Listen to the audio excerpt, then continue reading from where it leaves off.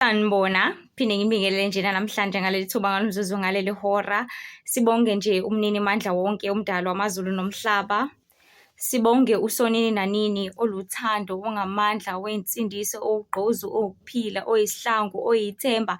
uNkulunkulu ukhanya ebumnyameni, ungamanzi enxanweni, ukudla endlaleni, ungumyeni wabafelokazi, umzali wezintandane, uyikho konke kuzimpofana, uyiqinise emangeni, uyikho konke okuhle ngaso sonke isikhathi. uNkulunkulu enomusa njalo futhi esihambela njalo ezimpilweni zethu. Sibonge nje ukuphila ngaphezu kwazo zonke izinto, ukuba sephenduka ucela intethelelo kuyithuba elikhulu bantu bakaNkulunkulu ekumele sisebenzise ngobuhlakani ngoba leli thuba lincane ngendlela eyisimanga. Engifisa nje ukucacisa nje kakhulu bantu bakaNkulunkulu ukuthi ukuhlangana kwethu kule nkundla yokuxhumana ukuthi sidluliselane amazwi kaNkulunkulu abalulekile, okungukudla okumnandi emphefumulweni wethu esikudinga nsuku zonke, ngoba siyalamba njalo. Ngithi uvuka ekuseni udle iphalishi lakho, emini isinkwa, ntambama usuyapheka ukudla kwakho, inyama yakho ilamba njalo. Kanjalo nomphefumulo wakho ulamba ngaleyo ndlela, kodwa wona awulambeli uphuthu, awulambeli imfino, awulambeli zonke izinto ezikhona lapha emhlabeni, kepha wona ulambela amazwi kaNkulunkulu ngaso sonke isikhathi. So ukuhlangana kwethu bantu bakaNkulunkulu, sihlangane ngezwi kaNkulunkulu ukuthi sizophakelana, ngoba mina ngize kumphefumulo wakho, indaba ingesoul yakho. Ukukhuthazeka nokushisa-shiseka sonke sehla senyuka lapha emhlabeni, suke sikhuthalela izinyama zethu, sukhuthalela ukuthi iy'ngane zakho zidle, sukhuthalela ukuthi iy'ngane zakho y'gqoke, ube nomuzi wakhe, wenze zonke izinto othanda ukuthi uzenze. Kodwa ngifisa ukuthi siphinde sikhumbule ukuthi asikhuthalele nemphefumulo yethu, ngoba khona la iyakhona ngalena kwethuna. So bantu bakaNkulunkulu, ukudlulisa nje amazwi, sidlulisa nje amazwi lapha, izimfundiso uNkulunkulu asifundise zona, ngabe izambulo uNkulunkulu asibonise zona, ngabe izinto uNkulunkulu azikhulumile ngezindlebe ezithamba endleleni. So ngokudlulisa amazwi akhe ngiba izindebe zakhe nje kuphela ukuthi ngidlulise lokho athanda ukuthi kufinyelele kuwe, ngoba uyena owaziyo lapho ukhona ukuthi ulambeleni, uyena owaziyo lapho ekhona ukuthi unxanelweni, uyena owaziyo lapho ukhona ukuthi udinga ini. So ngaso sonke isikhathi bantu bakaNkulunkulu masazi siqonde ukuthi uJehova kumdali wamazulu nomhlaba, ngokusithanda nokusibekela nokusenzela umusa, uyathanda ukuthi ngelinye ilanga sibe kanye naye ekuphileni okuphakade. Akulangazelelayo nje uJehova umdali wamazulu nomhlaba yilokho. That is why namhlanje esasibekezelela kangaka, engathandi nokuthi kubhubhe namunye. Ngiyazi abaningi bahlezi behle kusulu bethi hayi, kade kwashiwo ukuthi umhlaba uzobhubha, kade kwashiwo kwathiwa kuzokwenzeka ukuthi nokuthi, manje akakenzeki, nesenze ilima, ayikho lento yaNkulunkulu wenu, ayikho lento le ngeke iziyenzeke.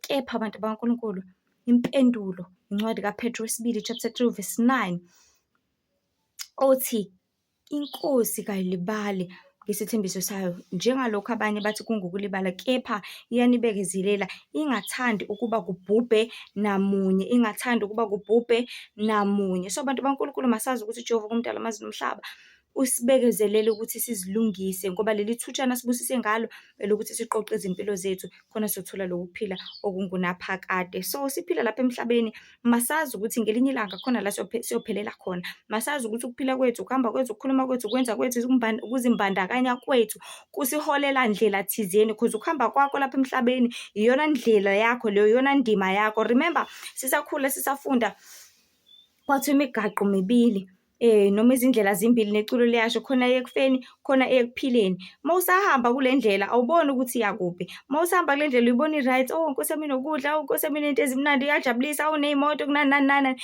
Kepha if uNkulunkulu engekho eduzane nawe, iye ekufeni leyo ndlela leyo.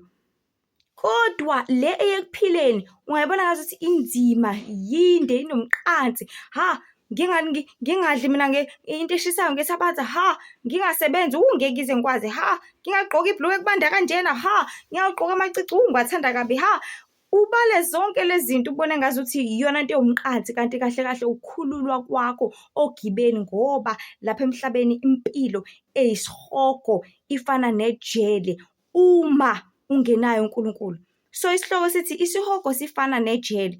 Hlala nikhumbula abantu bakaNkulunkulu, ezinye inkundla zokuxhumana, khona uTikTok uLihlithemba, Facebook uLihlithemba Mzobe, Instagram Lihlithemba went with IE Mzobe, no YouTube uLihlithemba mzobe. So isihogo sifana ngejele. Ngomhla wokubuya kukaKristu ezolanda ibandla lakhe, uzobe esewuphothulile bantu baNkulunkulu umsebenzi wakhe njengokunxusela abantu. Uzobe eseyoba sesihlalweni because njengamanje usawumeli, usasincengela, usasinxusela, awu baba ngafa ngifela izono zabo, awu ngiyacela ukuthi umxolele. Usephinde wona futhi cela ukuthi umthethelele, but there will come a time lapho khona ezosuka esihlalweni sokuba umeli eyoba yini ijaji, esenyukelwa iposition. So uyobe eseyoba sesihlalweni sokuba ngumahluleli ngalo lonke uhlobo lwesono oluthe sikholiwe samkhetha sithi siyamthanda ngokumthanda kodwa sakhetha ukulugodla. So ukhethile uKristu, ngiyamthanda nami inkosi umsindisi, wahlengwa wasindiswa wabhabhadiswa. Kepha leso sono ukhethile ukuthi sigodla, wakhetha ukusinesa, wakhetha ukuthi uhlale naso. Yisona-ke sono uKristu azobe esahlulela ngomhla wokuphela uma eseyijaji.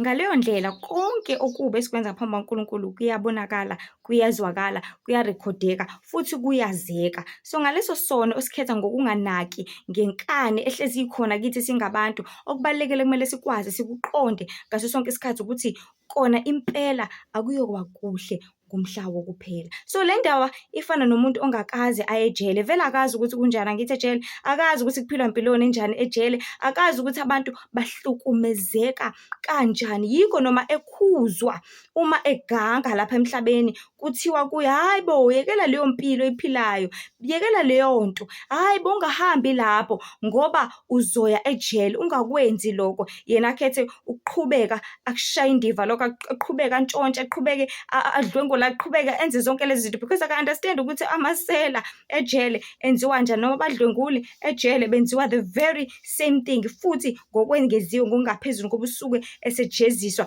ngenxa yobubi bakhe abebenza ngaphambi kaNkulunkulu, emkhuza emyala kodwa ukuthi angakwenzi okunjalo. So akushaya indiva ngoba akazi ukuthi la ekhona kuzoba njani. So nathi singabantu sinjalo bantu baNkulunkulu njengamanje kule mpilo esiyiphilayo. Isono sesihlobisekile sayekeleka kwaze kwakhohlakala ukuthi kahle kahle siyisono.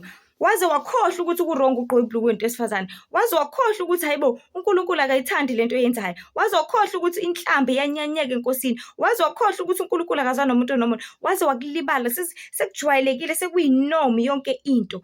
Kodwa hlale wazi ukuthi usuku lokwahlulela luyeza. So isihogo sifana nejele okulomhlaba esisiphila kona njengamanje ngenxa ama-entities asefikile avela khona esihogweni, avela emkhathini, avela endaweni ezahlukahlukene, esethatha indawo ngokushintsha ama-behavior abantu. Sesiphila ubuhogo ezweni kodwa uNkulunkulu ngokusithanda nokusibekela uthi asiphileni ubuzulu ezweni ngenkani, ngongqabashiyana, ngokufuna ubuso bakhe. So ngaleyo ndlela abantu baNkulunkulu makube kithi ukuzikhumbuza ngaso sonke isikhathi ukuthi siyophelelaphi uma siqhubeka sisenza lesi sono.